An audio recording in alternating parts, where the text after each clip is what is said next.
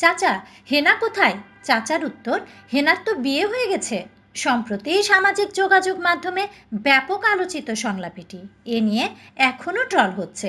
অবশেষে হেনাকে খুঁজে পেলেন বাপ্পারাজ। দুজনের দেখাও হয়েছে, তবে তা সিনেমার পর্দায় নয়, একেবারে বাস্তবে। তাদের দুজনে দেখা হয়েছে টাঙ্গাইলে। এক সময়ের জনপ্রিয় অভিনেতা নাইম তার নিজ বাড়ি টাঙ্গাইলের সাহেব বাড়িতে এক অনুষ্ঠানের আয়োজন করেছিলেন।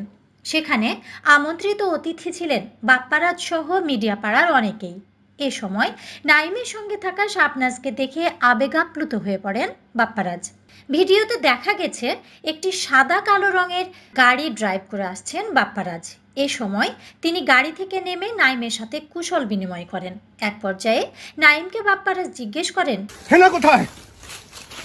বাপ্পা, তুই অনেক দেরি করে ফেলেছিস। কেন? হেনা তো আমার সাথে অনেক বিয়ে হয়েছে। না, আমি বিশ্বাস করি না। এ সময় বাপ্পারাজকে পিঠ চাপড়ে সান্ত্বনা দিতে দেখা যায় নাইমকে।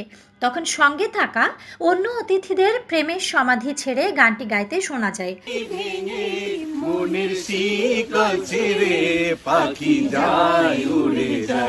সম্প্রতি ভাইরাল হওয়া প্রেমের সমাধি ছবি সেই ভিডিও ক্লিপে দেখা যায় সিনেমার এক পর্যায়ে নায়ক বকুল দীর্ঘদিন পর বাড়ি ফিরে তার প্রেমিকা হেনার বাড়ি সাজানো দেখতে পান।